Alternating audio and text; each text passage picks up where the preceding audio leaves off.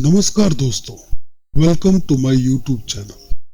मैं आपका दोस्त और होस्ट पुष्पक आज आपके लिए लेकर आया हूँ एक और खौफनाक और सच्ची हॉरर स्टोरी। एक ऐसी कहानी जो सिर्फ सुनी नहीं जाती, महसूस की जाती है। तो अगर आप डर से खेलने का हौसला रखते हैं तो रुकिए और मेरी आवाज के साथ इस अंधेरे सफर पर चलिए। कहानी का टाइटल है एक डरावनी रात। रात के 11 बज रहे थे। बाहर तेज हवाएं चल रही थी। काले बादलों ने पूरे आसमान को घेर रखा था। बिजली की कड़क से कभी कभार कमरा चमक उठता था और फिर वही वापस अंधेरा। मैं रवि अपने कमरे में बैठा एक पुरानी रहस्यमय किताब पढ़ रहा था, जिसमें एक वीरान हवेली और उसके भयानक रहस्य का जिक्र था। अचानक फोन की रिंगटोन बजती है। स्क्रीन पर नाम था अमित। अमित मेरा दोस्त और एडवेंचर का दीवाना। अमित उत्साहित सुर में बोला, हेलो रवि, क्या कर रहा है? चल ना, एक नई जगह मिली है, सुना है वहां भूतों का साया है। भूत? अमित तो जानता है मुझे इन सब चीजों से कितना डर लगता है। अरे यार, डरने की कोई बात नहीं है, बस देखते हैं और लौट आते हैं। मैं आधे घंटे में आ रहा हूं। मैंने अमित को बहुत मनाने की कोशिश की, लेकिन ठीक आधे घंटे के बाद अमित जीप पर मेरे घर के बाहर खड़ा था। मन में डर था, लेकिन अमित को मना करना नामुमकिन था। आखिरकार मैं भी उस जीप में बैठ गया। जैसे ही शहर की रोशनी पीछे छूटी, हम जंगलों से घिरे सुनसान सड़क पर पहुंच गए। पेड़ों की परछाइयां और हवा की सरसराहट, जैसे हमारे कान में कोई फुसफुसा रहा। और फिर चलते चलते हम वहीं भी पहुंच आए। सामने आया एक टूटा हुआ लोहे का गेट, जंग लगा ताला और उस पार वीरान हवेली। हम सोच समझकर गेट फाड़कर अंदर चले गए। हर कदम पर सूखे पत्तों की चरमराहट, हवेली से आती भीषण सड़ी हुई गंध। मुख्य दरवाजा थोड़ा खुला हुआ था। अमित ने पूछा, क्यों, अंदर चलें? मैंने कांपते हुए मना किया, लेकिन अमित नहीं माना और हम हवेली के भीतर दाखिल हो गए। हॉल के बीचों बीच एक टूटा हुआ झूमर, दीवारों पर धूल भरी पेंटिंग्स और हर कोने में जाले, जैसे बरसों से यहाँ कोई आया ही ना हो। फिर एक तेज आवाज आई, जैसे ऊपर कुछ गिरा हो।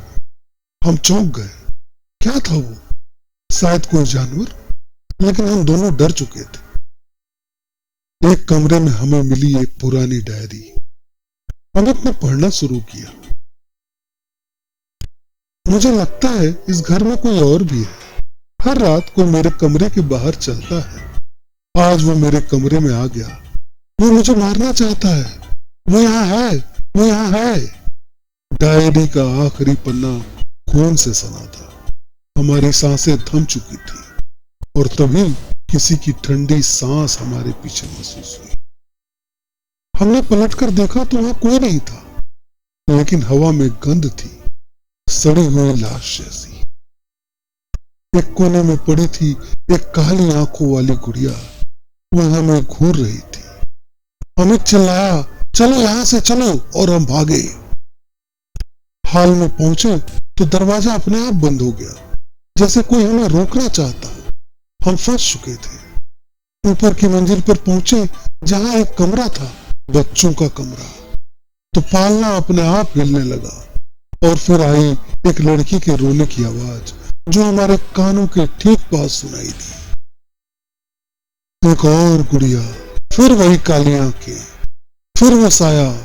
लंबी पतली औरत, बिखरे बाल, लाल चमकती आंखें, वो हमारी तरफ बढ़ रही थी। धीरे धीरे धीरे धीरे हम सीढ़ियों की तरफ भागे, लेकिन साया हमारे पीछे था।